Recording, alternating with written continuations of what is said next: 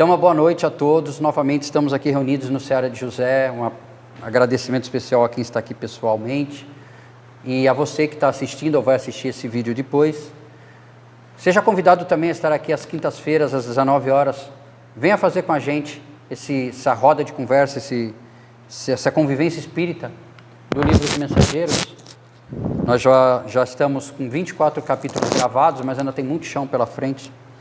Mas antes de mais nada, vamos novamente fechar os nossos olhos e agradecer mais uma vez a Deus pela nossa oportunidade de estarmos reunidos nesse planeta de provas e expiações, para que possamos evoluir do átomo ao arcanjo. Como Jesus disse, Ele é o caminho, a verdade e a vida, e ninguém vai ao Pai senão através dele. Então que sigamos o caminho que Jesus traçou para nós, que assim seja. Então chegamos ao capítulo 25, efeitos da oração, né? Temos aqui o trio, Alfredo, Vicente e André Luiz, né? É Vicente, André Luiz e Alfredo, e a gente vai conhecer a história desse senhor aqui. As luzes da prece inundaram o vasto recinto. Palpitava em tudo agora uma claridade serena, doce e radiante, muito diversa da luminosidade artificial. Estávamos ainda no mesmo local, a prece já tinha acontecido, mas aquela claridade, aquelas luzes, né, aquele efeito de luzes ainda estava no ambiente. Os flocos radiosos que partiam de nós multiplicavam-se no ar, como se obedecessem a misterioso processo de segmentação, e caíam sempre sobre os corpos inanimados e enrijecidos, dando a impressão que lhes penetrarem as células mais íntimas. Eu estava boquiaberto. Não me fora permitido contemplar fenômenos dessa natureza em nosso lar. Aliás, concluía ainda não receber auxílio magnético às percepções, senão poucas horas antes da viagem. Nos primeiros capítulos de Mensageiros, antes deles começarem a caminhada até a Terra, parando no posto-socorro, eles receberam tratamentos magnéticos para ampliar a percepção deles, né? E conforme os capítulos foram andando, vocês vão ver o quão essas percepções foram ampliadas, né? A claridade crescia e estendia-se em espetáculo prodigioso. Agora, porém, abandonáramos a atitude de recolhimento destinada à concentração de nossas próprias forças e emissão de energias vibratórias. Nossos corpos, todavia, continuavam envolvidos em vasto círculo irradiante. Prosseguindo, porém, o grande silêncio, notei que a luz da oração se fazia mais clara, mais penetrante. A luz da oração, que legal isso, né? Se a gente pudesse ver, né, quando a gente ora com vontade, assim, com coração mesmo, com essa luz, né, que deve sair da gente, a luz da oração, se fazia mais clara, mais penetrante. Comecei a ver, como no caso de Ana, que todos aqueles esqueletos misérrimos apresentavam núcleos de sombra, além das máscaras mortuárias, núcleos que se mostravam dentro de formas variadíssimas. Então ele começou a ver dentro dos corpos sombras, né? Essa sombra que a gente vai, durante esse capítulo e nos próximos, a gente vai conseguir entender melhor o que seriam essas sombras. As bolhas luminosas caíam incessantemente, mas agora, como se fossem dirigidas por uma vontade inteligente com I maiúsculo, tá? Vontade inteligente significa que ele estava se referindo a Deus. Concentravam-se quase todas sobre as frontes imóveis. Então, pude observar o inaudito e inconcebível para mim. As múmias. Lembrando que eles chamavam de múmias, porque eles estavam num estado cadavérico e petrificado, como se fossem as múmias, né, quando são tiradas do sarcófago, com aquele aspecto, né? As múmias, porque não posso dar outro nome aos irmãos que dormem naquela situação, começaram a dar sinais de vida. Alguns daqueles infelizes deixavam escapar gemidos angustiosos. Outros falavam em voz alta, dando conta dos pesadelos que os atormentavam, como sonâmbulos prestes a despertar. Muitos moviam os pés e as mãos, como a se esforçarem por fugir ao sono doloroso. Eminentemente surpreendido, reparei que 2 se levantaram, distante de nós. Recordei que ambos faziam parte daqueles que haviam recebido toda espécie de assistência, inclusive o sopro curativo que nós vimos no capítulo 21 ou 22, agora não estou lembrado, 21, 19? Foi 19, né? Mas foi um capítulo lá atrás. O sopro curativo, quem já foi criança aí, né? A gente vai lembrar, né? Você machucava, a mamãe passava um mertiolate e depois, pronto, passou. Naquela época que o mertiolate ardia. Então, o sopro curativo é esse sopro mesmo, esse carregado de amor. E não chora, seria pior. Engasgava, e aí a mãe pegava, soprava, e ainda soluçava, ainda pegava uma coisinha assim, uma linhazinha, molhava assim e colocava na... Coisas de mãe, né? Coisas de mãe. E pior que davam certo, né? O pior é isso. Cientificamente não tem nenhuma explicação, mas davam certo. Mas davam certo. Vai explicando isso. Eminentemente surpreendido, reparei que 2 se levantaram distante de nós. Recordei que ambos faziam parte daqueles que haviam recebido toda espécie de assistência, inclusive o sopro curativo. Olharam-nos de longe, como loucos que acordassem de súbito. E dispararam a correr, espavoridos, não obstante a impressão de cadáveres ambulantes que nos causavam. Admirado, verifiquei que ninguém esboçou a menor disposição de segui-los. E quando me propunha instintivamente a fazê-lo, Alfredo deteve-me exclamando: não se preocupe, eles seriam amargamente surpreendidos se fossem notificados agora de sua permanência longa entre verdadeiras múmias. Acreditam sonhar e é melhor assim. Não poderão fugir às nossas fortificações e voltarão a pedir socorro noutras dependências, a que serão recolhidos para adequado tratamento. Então eles deixavam correr à vontade pelo posto de socorro. E aí a gente volta... Não. E aí a gente volta nas aulas anteriores, quando a gente falou de quem faz trabalho em mesa mediúnica, né, Celeste? Que você vai atender o espírito, você não tem direito de falar para o espírito que você está atendendo, falar assim: meu amigo, tu cantou para subir, tu já morreu, pô, relaxa. Entendeu? Não. Você tem que tratar ele como vivo que ele é, só que não do nosso lado. Você não pode dar essa notícia de sopetão, senão ele morre de novo. E morre mesmo. Continuamos silenciosos mais alguns minutos e notei que as luzes se foram apagando gradativamente, ao passo que os cadáveres retomavam a imobilidade anterior. Você viu que qual era o número de que tinha? Mais de 3.000 e pouco. Só dois.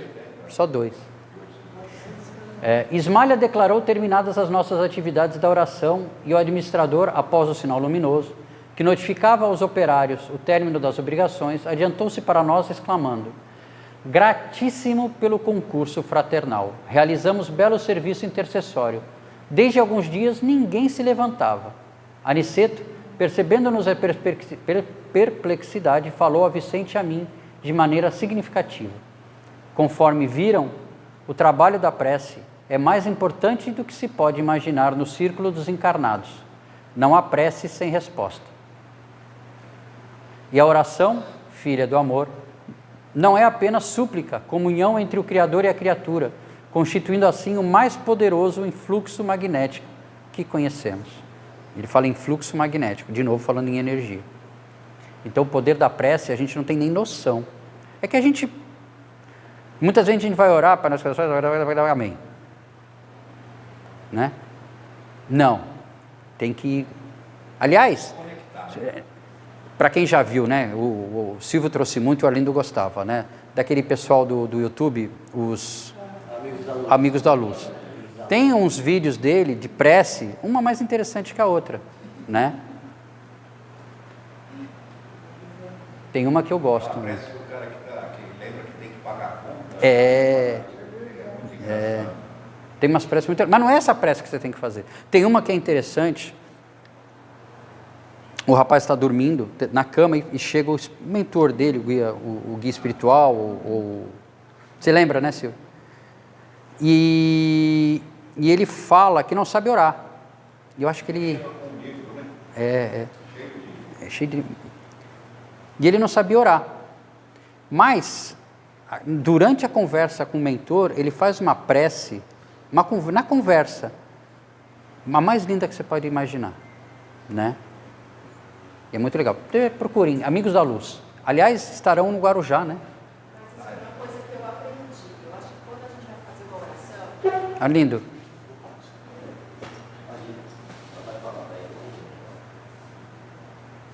Isso é uma coisa que eu aprendi. Quando a gente faz uma oração, a gente vai se conectar com Deus.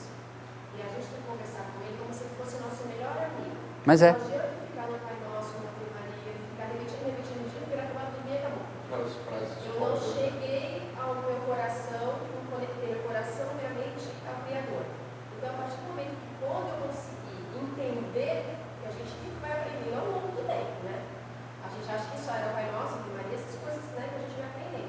Quando você entende ao orar e ver Deus como seu melhor amigo, e quando você precisa de resposta, você pedir para Ele, você tem a certeza que essas portas vão se abrir, a Sim. resposta não tem a sua mão. É verdade. Demora para a gente ter esse tipo de entendimento, porque nós somos criados nessas orações que foram criadas. Mas a gente tem que ter uma conexão direta com o Criador. Mas é. Às vezes, quando você vai dormir e fazer a sua prece antes de deitar, antes de dormir, às vezes você não precisa fazer uma prece linda, maravilhosa. Você não precisa ser um Divaldo Franco, sabe? Fazer uma prece. Fala obrigado.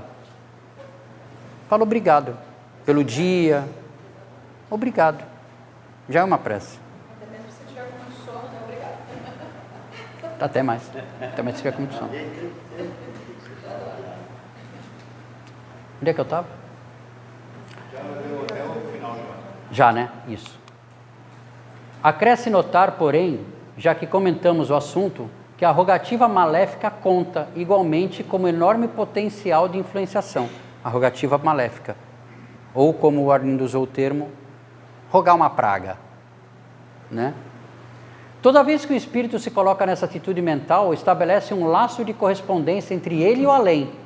Se a oração traduz a atividade no bem divino, venha de onde vier, encaminhar-se-á para o além em sentido vertical, buscando as bênçãos da vida superior, cumprindo-nos advertir que os maus responderão aos maus nos planos inferiores, entrelaçando-se mentalmente uns com os outros. É razoável, porém, destacar que toda prece impessoal dirigida às forças supremas do bem, delas recebe resposta imediata, em nome de Deus. Sobre os que oram nessas tarefas benditas, fluem das esferas mais altas os elementos força que vitalizam no nosso mundo interior, identificando-nos as esperanças divinas e se exteriorizam em seguida, contagiados de nosso magnetismo pessoal, no imenso desejo de servir com o Senhor. Você fala aqui, sobre os que oram nessas tarefas benditas, fluem das esferas mais altas, elementos força, que eles não sabiam o que era, mas essa energia que vem, que vitalizam o nosso mundo interior, edificando-nos as esperanças divinas e se exteriorizam em seguida, contagiados do nosso magnetismo pessoal, que seria o nosso fluido vital, no intenso desejo de servir com o Senhor. Então é por isso que não caía direto. Caía neles e deles efluía para os doentes. Porque precisa... Primeiro que eles estão numa região muito próxima da Terra, no umbral, é uma região de matéria densa, então eles ainda precisam disso. Aqueles espíritos dormindo, eles precisavam daqueles espíritos que estavam ali, que não eram tão superiores como tão divinos. E procurando materializar o pensamento para facilitar-nos, a compreensão acentuou. Viram vocês cair sobre nós os elementos a que me refiro, e observaram a sua exteriorização com as luzes de cada um de nós, em benefício dos irmãos que dormem e sofrem.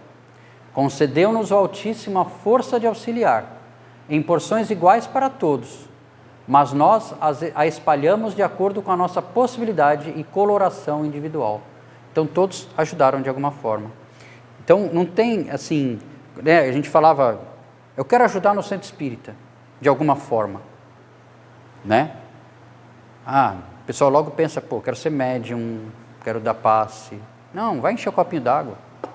Comecei por aí. Eu também. Vai começar a encher o copinho d'água, vai distribuir, receber as pessoas na porta. É o que eu faço. Né? As pessoas estão chegando, às vezes, com problemas dos mais diversos. Ter uma pessoa na porta, ter uma pessoa na porta do centro espírita, com um sorriso e dando boa noite, a pessoa já se sente em casa, né? Então, um atendimento fraterno, né, a gente já começa na entrada, né? Mas as pessoas acham que o importante é ser médium, mas não, todo mundo tem a sua importância. Os médiums são os que têm mais problema. Nós já precisamos mais.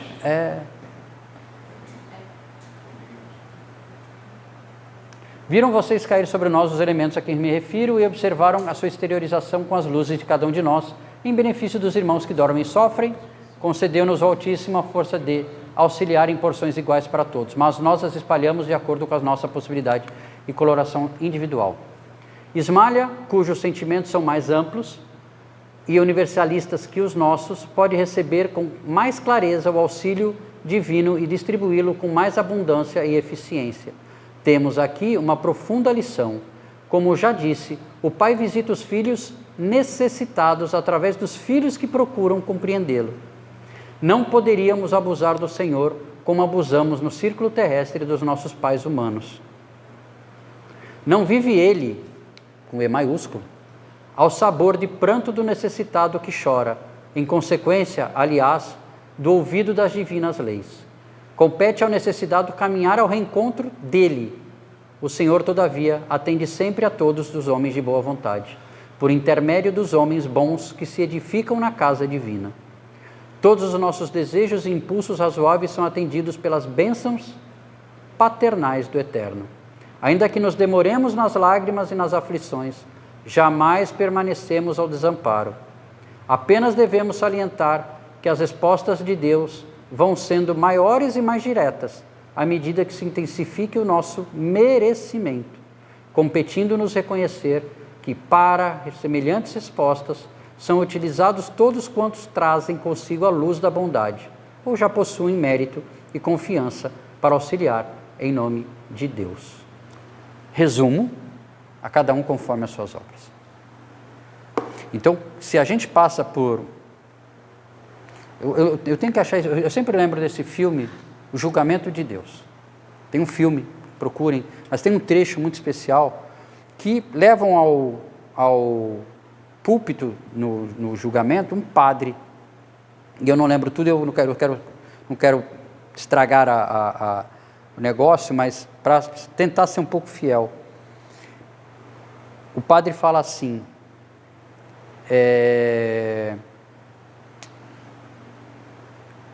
deixa eu ver se eu lembro um termo, mas era assim, você pede saúde e vem uma doença. Para você se curar e dar maior valor quando você está são. Né? É mais ou menos isso, são vários tópicos, eu ainda vou procurar esse trecho e eu coloco no grupo, mas é muito lindo, porque o padre fala, eu pedia paz. Não, eu acho que ele não fala, mas eu pedia paz. E Deus me trazia pessoas com problema, para que eu distribuísse a paz. É algo assim, entendeu?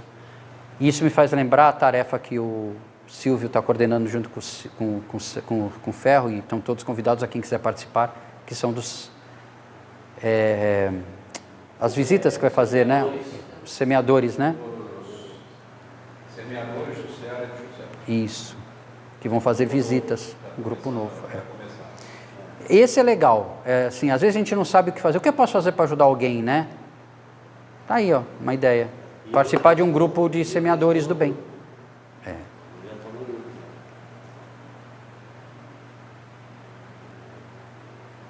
Eu acho tão legal esse parágrafo. As explicações de Aniceto abriram-me novos campos de meditação. O esclarecido instrutor, contudo, não dera por fim da lição, e depois de longa pausa concluiu. Já que vocês se encontram comigo num curso de serviço auxiliador, espero aproveitem o máximo ensinamento desta hora. Reparem que, nesses pavilhões, temos 1.980 abrigados que dormem. 1.980, só 400 receberam tratamento, só 2 levantaram. Foi uma alegria, né? E foi uma alegria para todos, se um levantasse. Um irmão que está no caminho do mal, que se converta ao caminho do bem, é festa no céu. Todos recebendo diariamente alimento e medicação comuns, mas só 400 são atendidos com alimento e medicação especializados, por se mostrarem mais suscetíveis de justa melhora. Desses 400, apenas 2/3 se revelaram aptos à recepção de passes magnéticos. Muitos não podem receber, por enquanto, a água fluviada. Poucos foram contemplados com sopro curativo e somente 2 se levantaram, ainda assim, profundamente perturbados. Já que iniciam um trabalho de cooperação fraternal, não esqueçam esta lição: façamos todos o bem sem qualquer ansiedade. Semeamo-lo sempre em toda parte, mas não estacionemos na exigência de resultados. O lavrador pode espalhar as sementes à vontade e onde quer que esteja, mas precisa reconhecer que a germinação, o crescimento e o resultado pertencem a Deus. Então, a nossa parte a gente tem que fazer, né? Distribuir o bem, a bondade, fazer o bem ao próximo, mas a outra parte depende do outro, né? Fala, lindo. É que nem tem uma história do incêndio na floresta e acho que o passarinho ele pegava a água do rio e ia chegar numa cuspidinha, pegava de novo, aí o leão: passarinho, você tá louco? Como é que você vai apagar um incêndio ali? Mas eu estou fazendo a minha parte. É isso aí. Se cada um fizer a sua parte, por menor que seja, porque está fazendo para si próprio, né? Amar ao próximo como a si mesmo. Então, se você está fazendo para si próprio, se você está amando ao próximo, você está fazendo a si próprio. Questão de interpretação, capítulo 25. Segundo as explicações de Aniceto, o que determina a quantidade e a qualidade da ajuda espiritual que cada espírito consegue transmitir durante a oração? A capacidade individual conquistada pelo espírito conforme seu grau de elevação e progresso interior? A intensidade da fé momentânea manifestada no ato da prece, independente da evolução espiritual? A quantidade de espíritos presentes no momento da oração, aumentando a força coletiva da intercessão? A autoridade espiritual de quem dirige a oração, que distribui as energias conforme sua vontade? Eu acho que é A. A ou B? Quem acha que é A? Quem acha que é A? Levanta a mão com vontade, gente. A. Quem acha que é a B? Quem não acha nada? É A. A capacidade individual conquistada pelo espírito conforme seu grau de elevação e progresso interior. Quem escolheu a B não estaria muito errado também não, tá? Mas a intensidade da fé momentânea. Foi isso que a Aniceto falou, né? Pois é, então não seria a B. Porque é uma fé momentânea. A fé tem que ser... A pegadinha está aqui, ó. Se não tivesse a palavra momentânea, a intensidade da fé manifestada no ato da prece, independente da evolução espiritual, show. Mas a momentânea foi a pegadinha. A momentânea foi a pegadinha.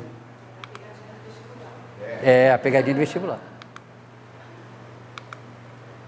A ideia central do capítulo: o poder real e transformador da oração como instrumento de auxílio espiritual que conecta o ser humano às forças divinas e permite socorrer outros conforme o grau de evolução de cada espírito. Ou seja, a oração é uma força divina que desce do alto, mas sua eficácia depende da elevação moral de quem ora, sendo um meio poderoso de socorro espiritual e serviço ao próximo. Então a gente tem que... você fala, que nem que está aqui, ó, depende da elevação moral. Mas a minha elevação moral não é... Eu não tenho uma elevação moral alta. Não tenho mesmo. Não sei vocês. Vocês eu tenho. Vocês eu sei que tem, mas eu não tenho. Mas a minha elevação moral não é tão alta. Mas, quanto mais você faz a prece, mais você está trazendo benefícios. Quando a gente fala em reforma íntima, quem já ouviu falar essa palavra, reforma íntima? A reforma íntima, tem gente que confunde a reforma íntima como tipo assim, eu faço errado e fica focando no erro, porque eu fiz isso, eu não tenho que fazer. Não. A reforma íntima é você começar a pensar daqui para frente.